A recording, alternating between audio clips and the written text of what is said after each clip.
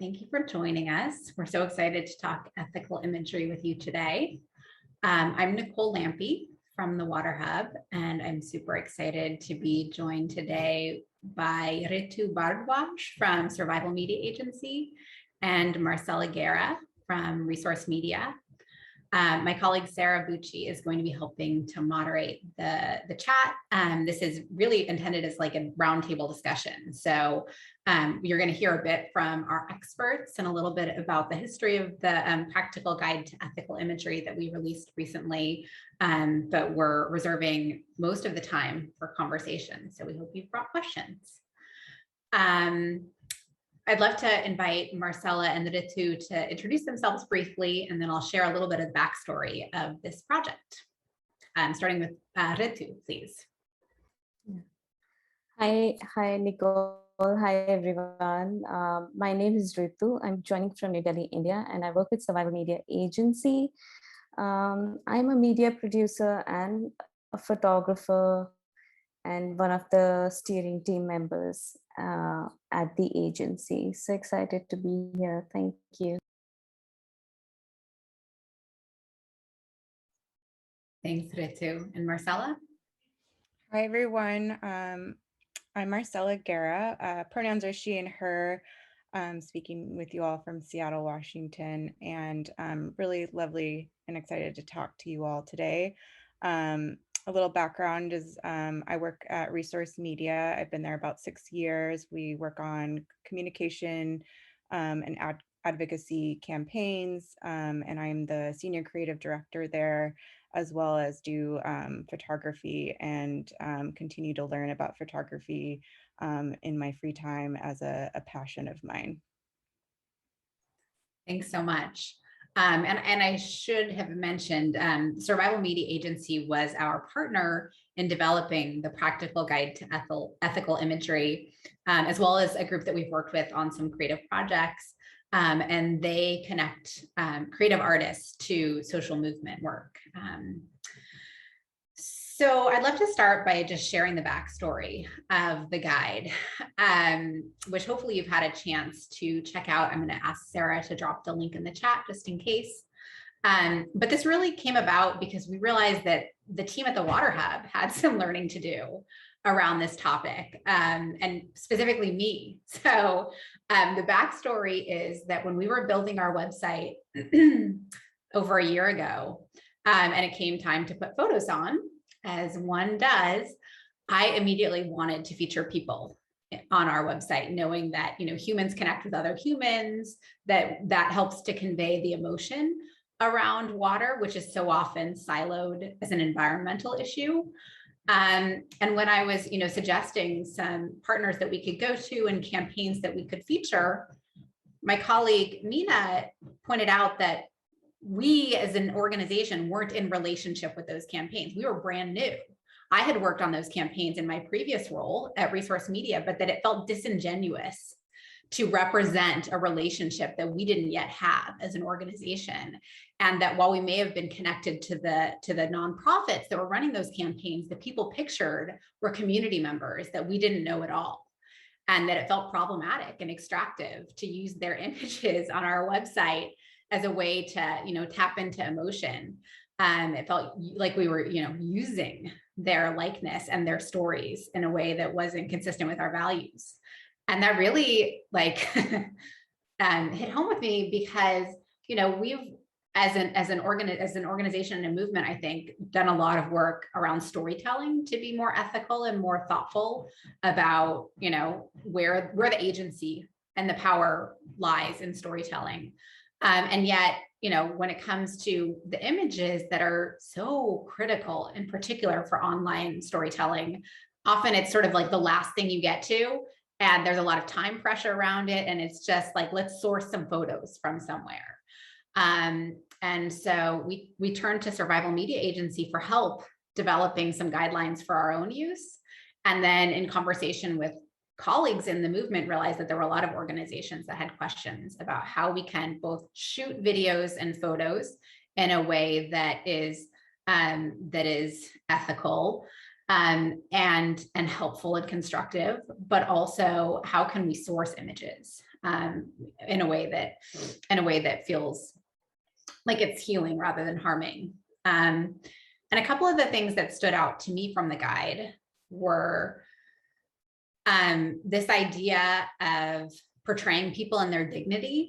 One of the things that Survival Media Agency and that a lot of our partners shared when we were working on this project is that, there's a lot of poverty or trauma porn out there. There's a lot of imagery and campaigns that sort of take advantage of and sensationalize suffering in a way that's harmful. And if we are trying to do good in the world, then how can we use imagery to actually heal rather than harm? How can we show people in their dignity? And there's actually some technical tips in the guide for portraiture that does that. And when I think about campaigns that do this really well, my colleague Jessica and our colleague Liz have been working a lot, and some of our other colleagues, on the campaign to stop the Line 3 pipeline in Minnesota. And I think about the imagery and the language of that campaign, which is all about celebrating the strength of the femmes who are leading that, the Indigenous femmes specifically who are leading that effort, and celebrating the beauty of the place and the culture versus, picturing the harm, which is so hurtful to people involved. So that really stood out. And then the other thing is just around budgeting both time and resources to do this right. In developing the guide, we wanted to actually walk the talk. And so for all of the images that are used, we asked all the people pictured if we could use the image. And that took weeks, even though these are images that Survival Media Agency owned and they were a co-producer of the guide. They went back to all the photographers, all the videographers, any of the photo subjects, and asked their consent. And one of their recommendations is you don't just ask consent. In many cases, you should compensate people who are pictured. And so I just want to share that that is something that we had not historically budgeted for, in particular, the time required. And that really requires a rethinking of how we do creative projects. If we want to actually invest in the communities, then we need to think about who's in control of the story, and then how we're compensating people and honoring their agency. With that, I'd love to invite Ritu to share what ethical imagery means to her and any sort of key considerations that she keeps in mind for media projects, and then we'll hear the same from Marcela. Thank you, Nicole. Like you mentioned, that as storytellers and organizations rooted in communities, we are often working with people on the ground to cull out narratives that can truly inspire and bring change. And in the process of this recording and reciting, we wanted to make sure that we are honoring the perspectives of the communities and are not perpetuating the same harm that we are all up against. And we wanted to also create media in a way that,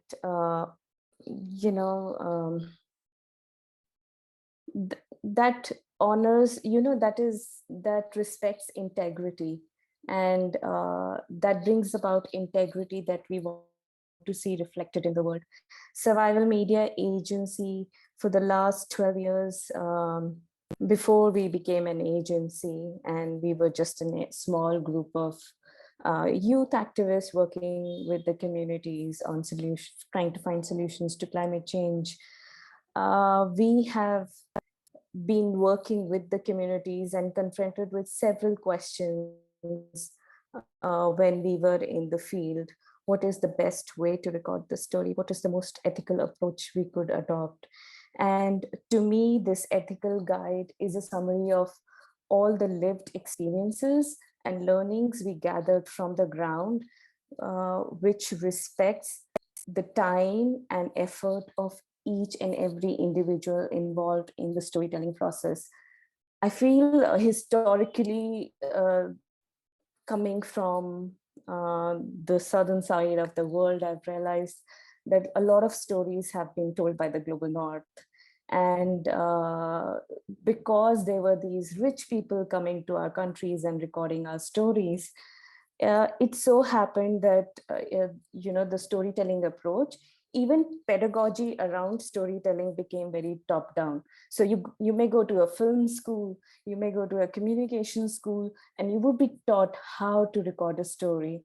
But very rarely would we be taught how to ethically record this story and how representative and inclusive the story is. And I feel that this was a gap, and we are very grateful to WaterHub also for thinking so deeply about it, and then coming up with a project where we could all collaborate, put our experiences on the table, and come up with a guide that can support other organizations and media makers who are committed to change to use this guide and then work in a more ethical manner. Thank you.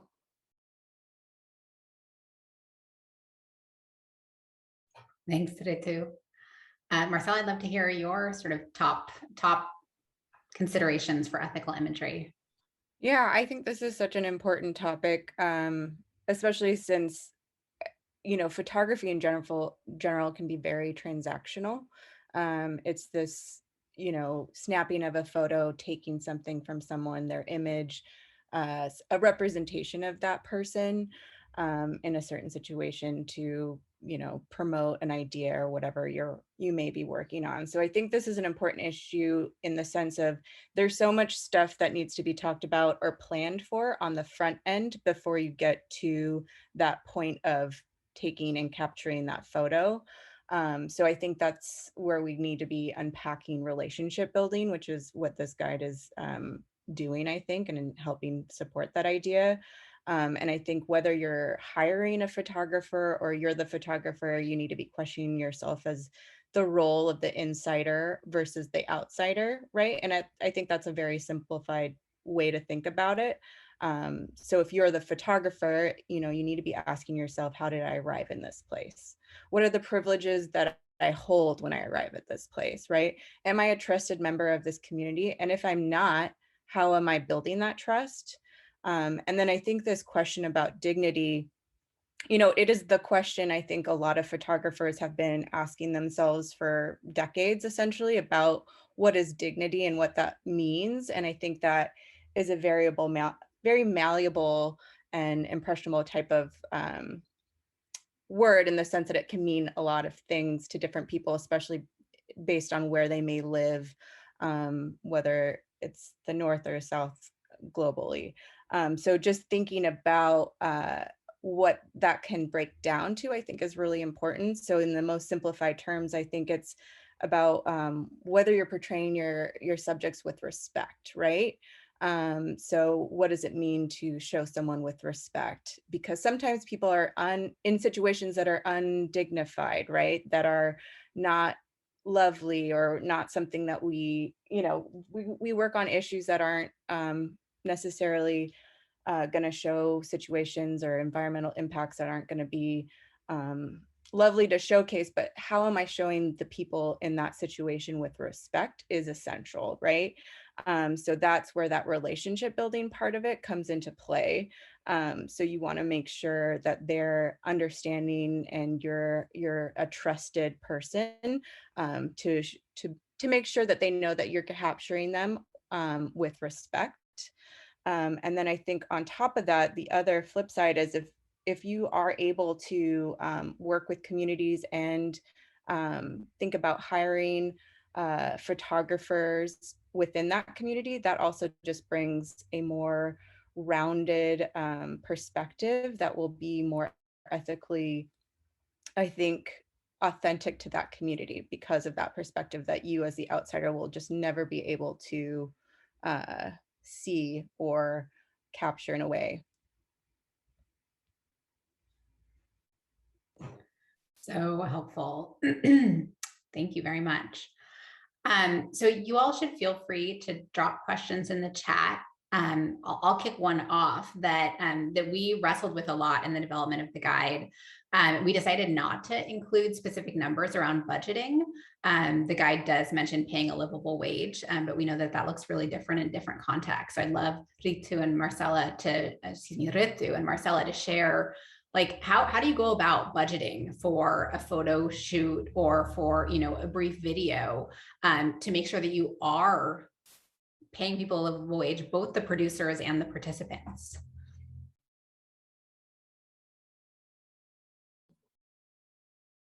Do you want to go first, Marcela? Sure. Yeah, I think this is a really important question too. You know, obviously it depends on your budget as well as what you're trying to do. So I think this is where a little bit more planning on your end in the beginning is really essential. So asking a lot of questions in terms of, okay, what's my budget?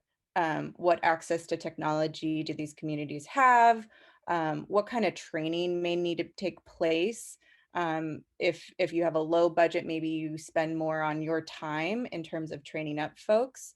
And then just also access to, if you're doing a short video, what's the technology involved to creating that short video, even if the level of effort is small, but what's the access look like?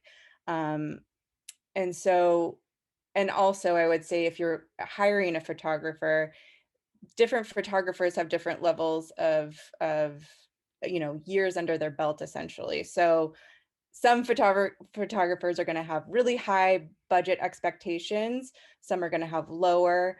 So it's important to know who you're working with in terms of just their experience.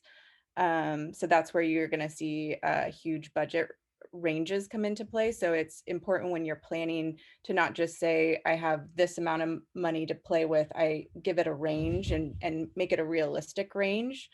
And then that other point of who are my subjects and how am I compensating them for their time, right?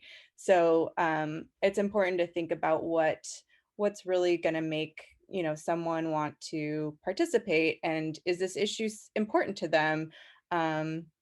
But again, their perspective and their image is the driving force. It's the main thing that's going to be shown. So really keep that in mind in terms of that respect factor. I think that we go back to when we're thinking about, you know, the power of imagery, and how these images are really pushing the narrative in a lot of ways.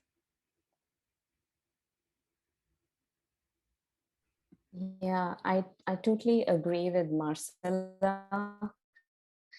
And I can talk briefly about how we different photo shoots and video shoots, both for the crew as well as participants.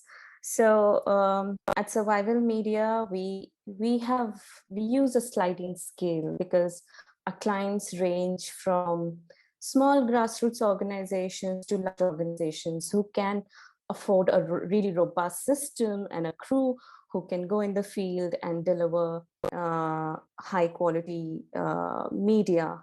But then there are also those small grassroots organizations who don't have large budgets, but their needs need to be honored, especially if we are all allies in the movement. So we use a sliding scale in terms of what is your annual budget, what is your annual communications budget. So for a small grassroots group, the budget range for a half-day shoot might range from $300 to $500, while for a large organization with adequate budget may range from $500 to $700. But you know, this, like Marcela mentioned, you give a realistic range. This range also depends on the complexity of the shoot, the accessibility to the communities, and also it is also based on how open people are or how much research it will take for the photographer or the videographer to create the media that we need. And I think there's this another thing that we at Survival Media try to do is client education. This is something that we have started doing in last couple of years, wherein we try to talk to our clients once we've built relationships with them and make them understand what are critical components to be budgeted for and why budgeting is important, so that they are able to put money in different budget heads beforehand.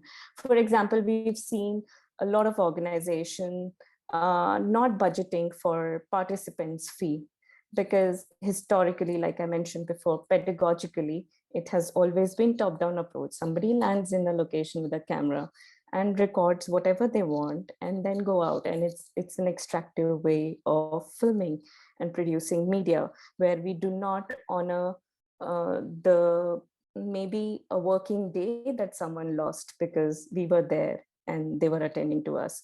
Or maybe I was shooting a fruit processing machine which needed fruits to be processed and they had to buy those fruits. So just being mindful of what it takes to create that media.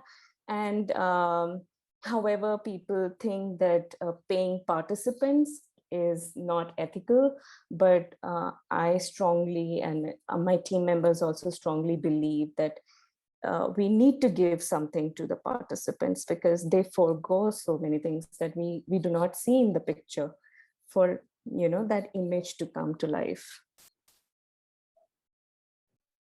Thank you so much. Sarah, I see we have some questions in the chat. Do you want to pose a couple? Yes, and folks, yeah, feel free to drop in there either the chat or the Q&A. I'll be able to see them in both places. So the first one, I think this is a good transition, is if you don't have a budget or the opportunity to hire a photographer and you're sourcing images or using stock photos, do you have, how would you apply these same guidelines? And then as a follow-up, like, is it even possible to ethically utilize stock photos that you find on a site like Flickr that might be like free through Creative Commons? Yeah, I would be mindful of the consent forms. And if there are no consent forms, I would be very wary of using those images. But if you don't have a budget, and it's a tricky question, because sometimes you may not have a budget and you might need to source stock footage. And but I would really like to contact the person who's taken the images and see if they have consent forms. Yeah, and I think Flickr can be problematic in the sense that photographers, even if they upload an image to Creative Commons, they still own that image and can retract it, and you can fall into certain licensing issues. And so I think that's where that is important to reach out to them and make sure that it's okay to use that imagery. And also, so if someone's uploading their image to Flickr, and you're taking that photo and you're using it to promote an idea that is not, you know, their original intention, and you're maybe putting, pairing it with text, that is promoting something that they may have not originally wanted you to use that image. So thinking about what are those ideas that you're promoting? Are they ethically aligned with that original photographer? Just thinking about how you're using it to promote an image. So I'm sorry, to promote an idea with their image. So it's a good rule of thumb to reach out. If you need to use stock photography, that's just the case sometimes. And just think about how you're overlaying text over people's faces and how you're utilizing it in terms of, again, showing that respect to the person, even though it is a stock image. But how that looks on a website or a print material is just as important, I think, in how you promote that respect of the individual. Yeah, and if I could, I wanted to note that this is something we talked a lot about with Survival Media Agency and the development of the guide, which does include some tips for sourcing photos, but also a lot of tips for how to store photos so that if, often we end up, and we know that a lot of our grassroots groups end up sharing photos with one another when they say need to develop a meme or a brochure or a PowerPoint deck. And if you took the photo in the context of a march or a lobby day, and you don't have a protocol for collecting, a model release or consent form, having captioning or metadata that indicates who's pictured, so that you can follow up with them and check for consent about the new use, then it can be really hard to walk the talk. And so I just wanted to know that there's some practical tips in the guide for how do you capture information that you'll need to then do right by the people pictured later on. Yeah, I think it's important to reach out always whenever using an image, and always credit the photographer who's taken the image, credit the media person, media maker, and also link it to the source so that they know that this image has been used. And even if you're not able to pay them, at least seek consent, just reach out. And that's a good way of respecting the media maker and the people being shot in the imagery. Great. A similar or the different, but kind of different issue is a question around how you respond in a situation when someone photoshops content that you've created in a way that you didn't intend, because it's out there on the internet, and so they're using it for their own benefit. Is there a way to hold those people accountable, or how would you respond to a situation like that? I would go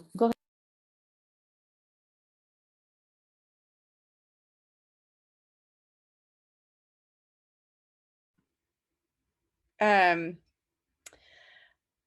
If your image is out there, I would definitely try to contact whoever is using that image, especially if they are manipulating it in a way that wasn't initially how you created it, especially if that's your art form, right?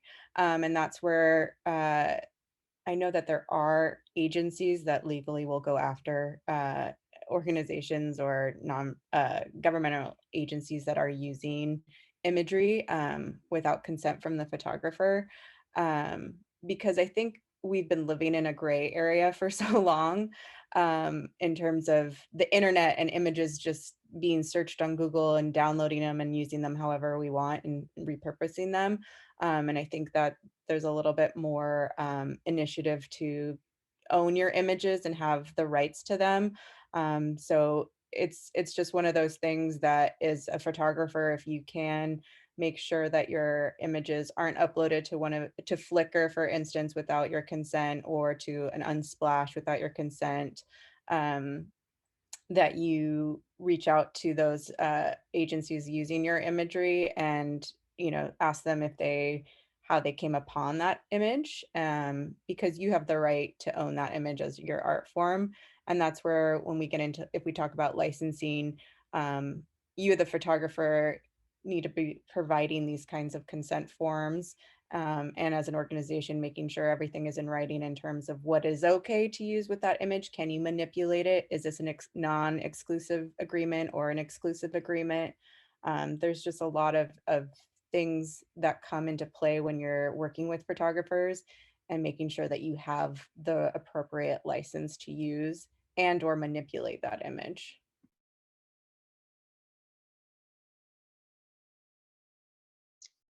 Great.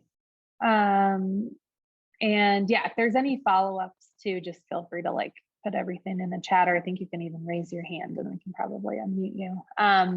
So our next question is asking about participatory methods of creating media. So Marcela and Ritu, have either of you worked with this kind of method where you're getting participatory video, where you're providing trainings or tools or opportunities for community members to create their own media?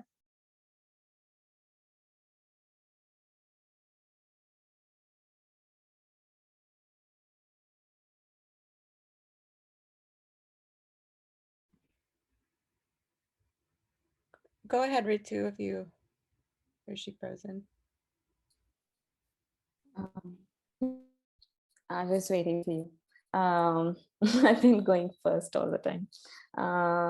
Yeah, so there, we had the opportunity to be working with communities and empowering them with resources and tools so that they could tell their own stories. This happened in Indonesia in 2018, where we were working with some farmers and land rights activists who were constantly harassed by the oil plantations, and there was no way they could document all the encroachment that was happening on their farmlands and their forests and indigenous lands.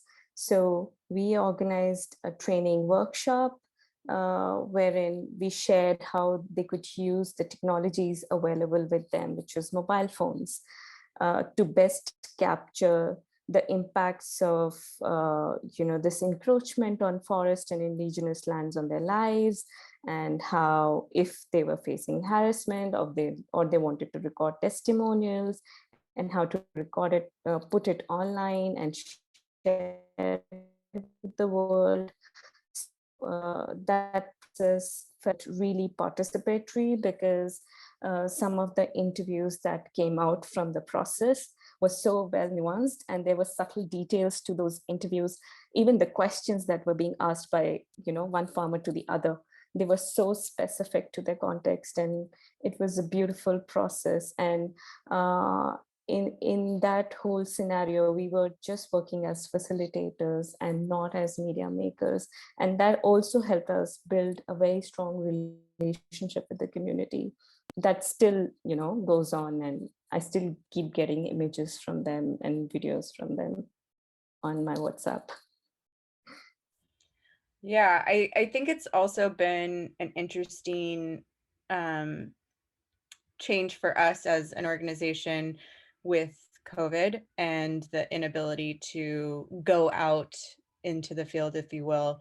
And so getting creative on how media is created has been an interesting journey for us in that sense. I worked with an organization right before I went on leave in the spring, where we were doing Zoom workshops on not just how to do the media, but what is storytelling, and really taking it back a few steps on the power of video, the power of imagery, and kind of leading up community members to then get to that workshop where we're unpacking how to take images, how to edit videos, because we looked at it as a full package, especially if community members really cared about this issue but had never been that storyteller themselves. And so really identifying them as the storyteller, that they hold the power, they hold the tools, we don't, was a really beautiful and powerful thing that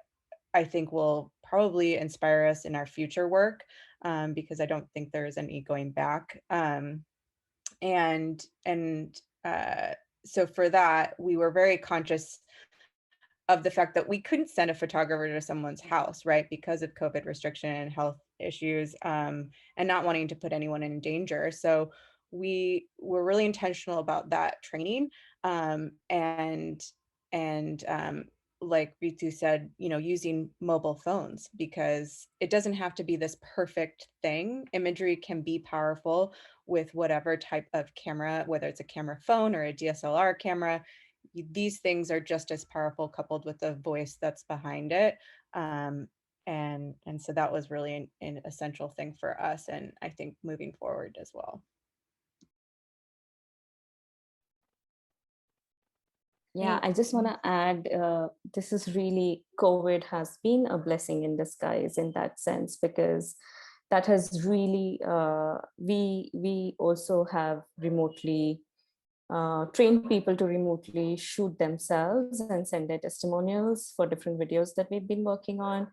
And we've realized that the sound bites we get are so authentic and so close to their heart. It's really incredible.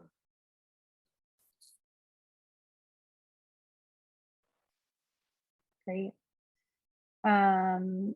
And yeah, I think the example of that, we'll send an email out after this training with the recording and everything. So I think there's definitely resources and links we can share in that, as well as whatever's going into the chat too.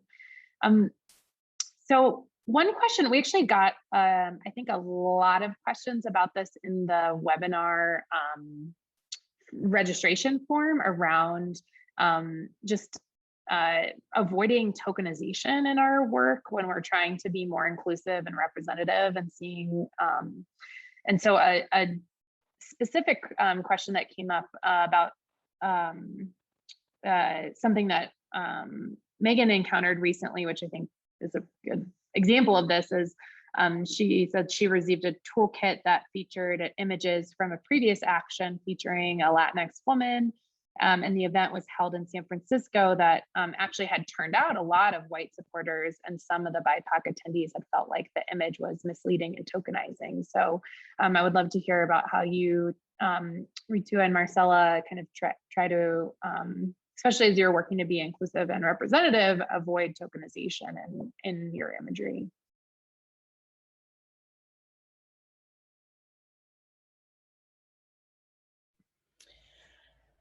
I think the way to tackle this question is more about what is that organization's membership look like in reality, right?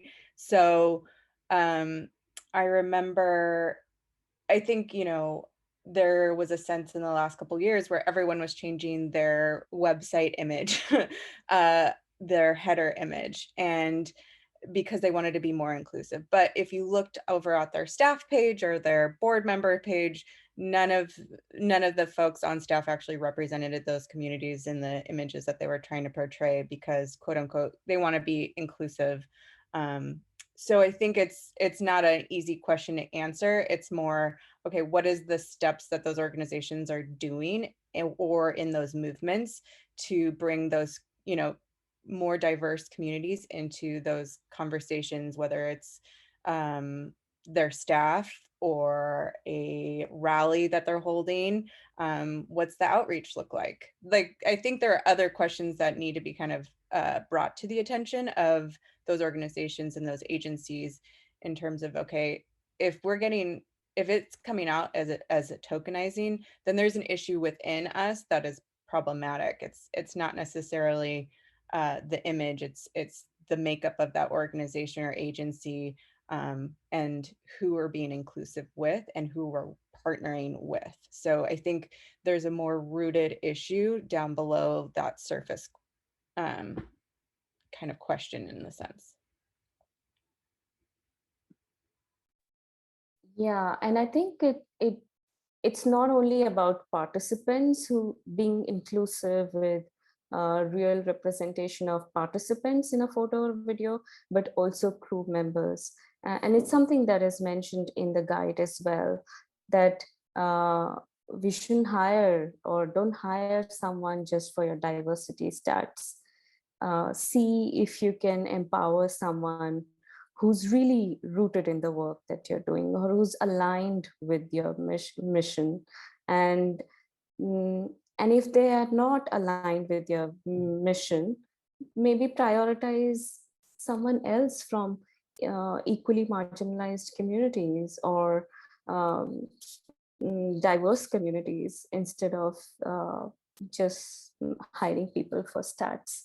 So I would echo with Marcela that it's not, the photo is not a problem, the media maker is not the problem, but what goes behind hiring that media person or creating that photo is something that we need to think about.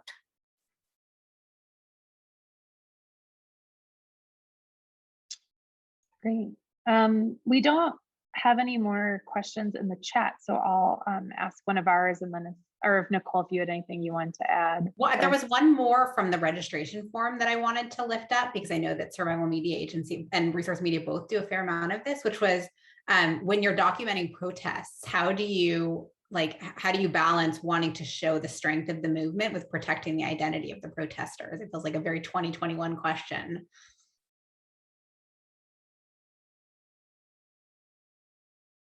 Yes, one of the things that we do is brief the people who we are and what we are doing there, uh, really briefly, because at protests and rallies, there's such little time to have long conversations, but there are always organizers at the podium, and we request them to announce who we are and why we are here and what we will be going to do.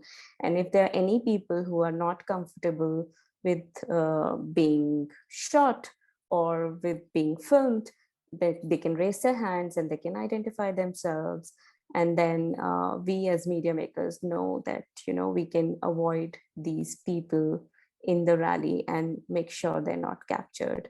That's one way. And we always send pictures to the organizations, and there are some people who are not comfortable and they reach back to the organizations and say they don't want to be highlighted. So the organizations also support us in identifying those people and then not using those images. So yeah, consent is important, and it's a collaborative process where media makers and the organizers work together to make sure that everybody feels safe. Yes, so I definitely agree with the consent, and especially if you're either the photographer or hiring a photographer to cover such an event, having them be identified in some way as a photographer, so that they know. So if they're approaching someone and they're asking for consent, they know that they're with so-and-so agency. This is how your image may be used.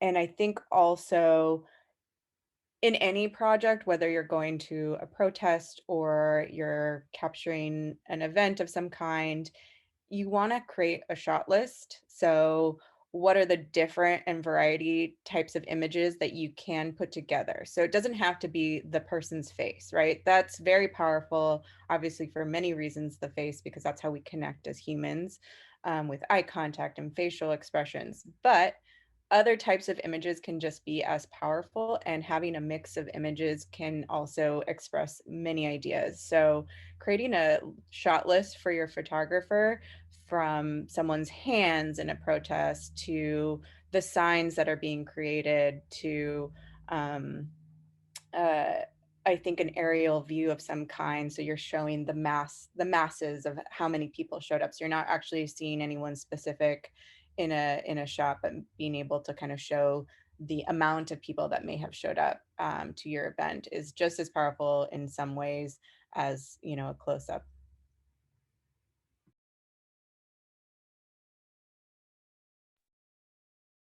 Great.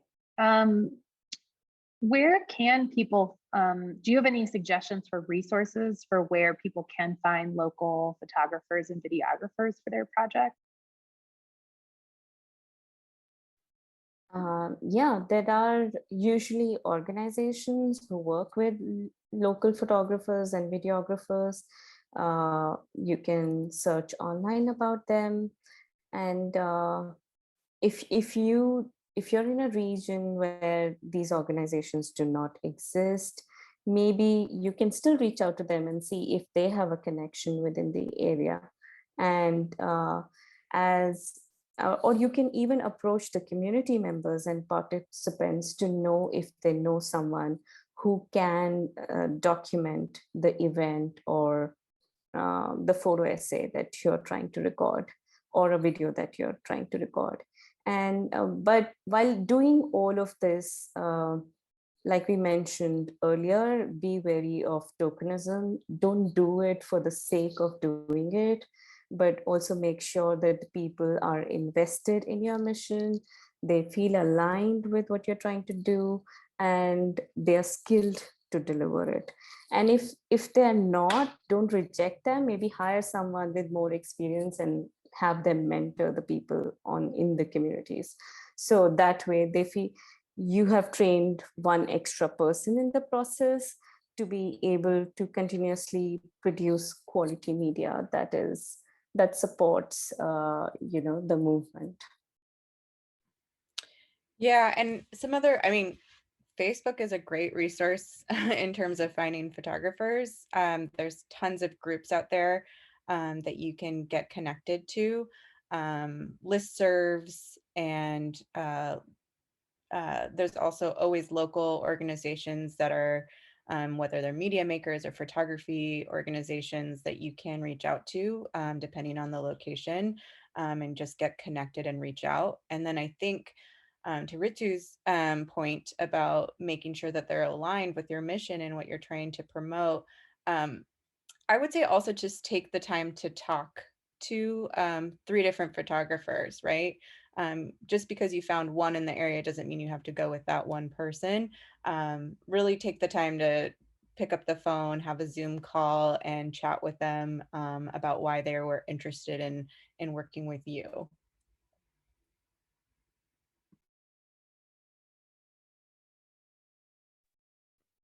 Thanks so much.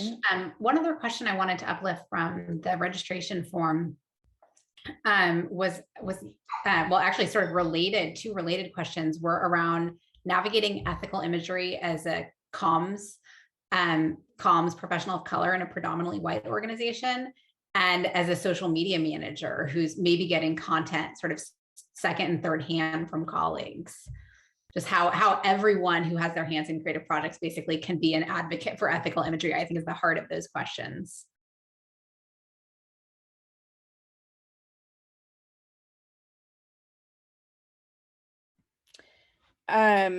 So and what I'm hearing is that we're all a little bit of a gatekeeper, right? To the images that go out there.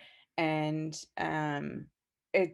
it's how do you have those difficult questions and bring up those difficult conversations with your colleagues who I know in the comms world, you can just be so head down in your project and you have a deadline. And so when it comes to the image that gets selected for even a social graphic, it's, let's just get this up.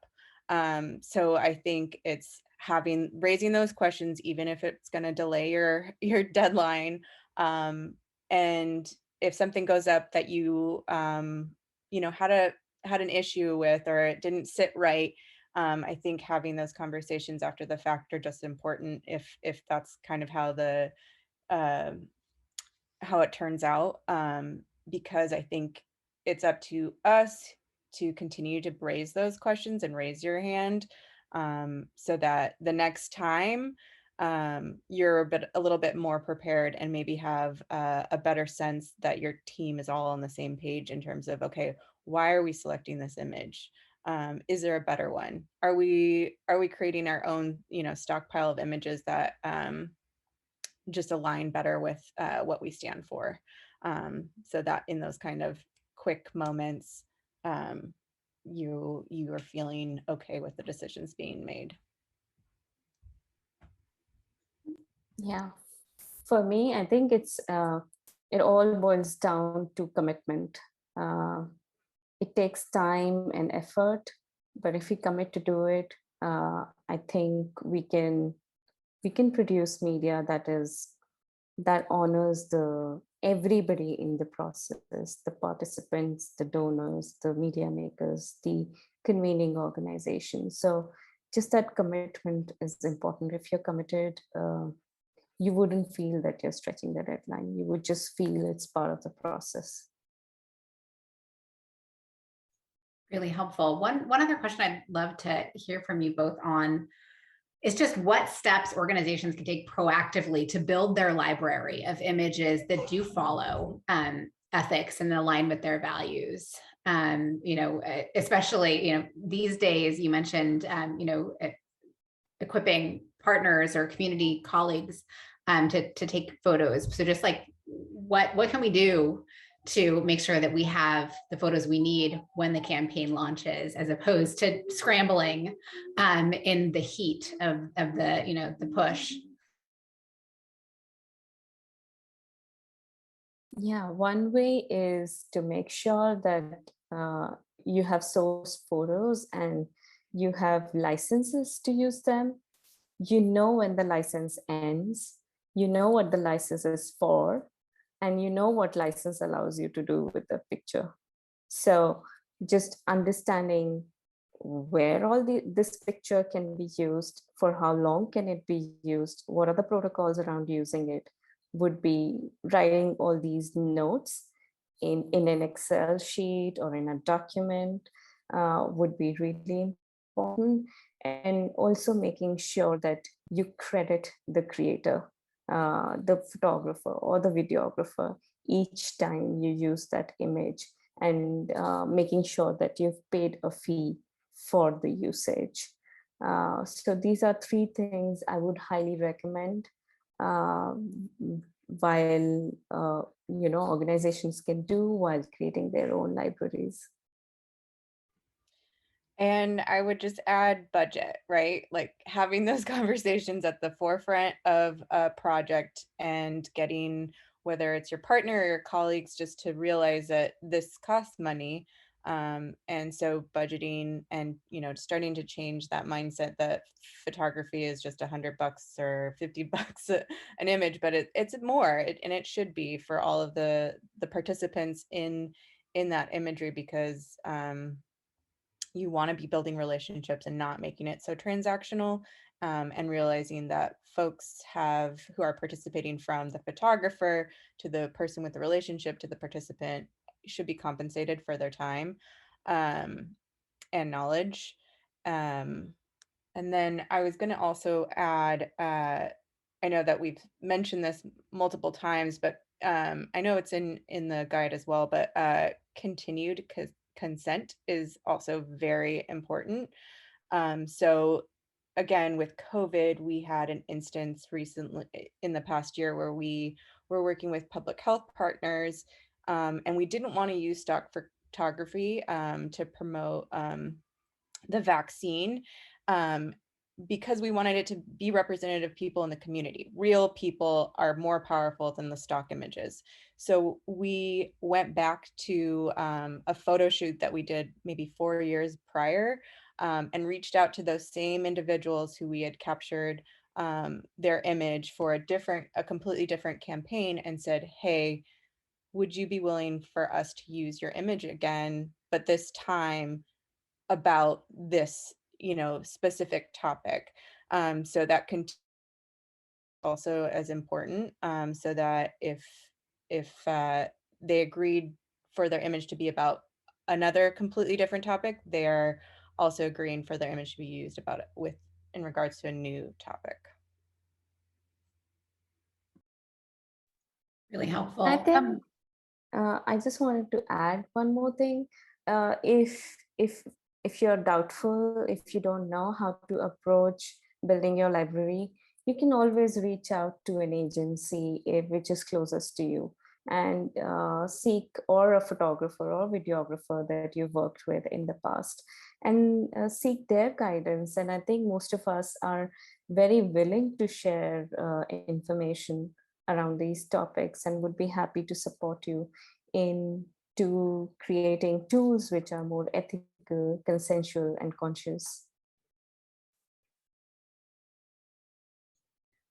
Super helpful. And to Marcela's point about ongoing consent, I wanted to uplift one more point from the guide that was really instructive to me, which is this idea of not only sharing the final product with participants who are in a video or photo shoot, but also remaining in touch with them to share the impact of the piece that they participated in. I think so often we, send, here's the video, and, and its final cut, and then we let the relationship sort of go cold.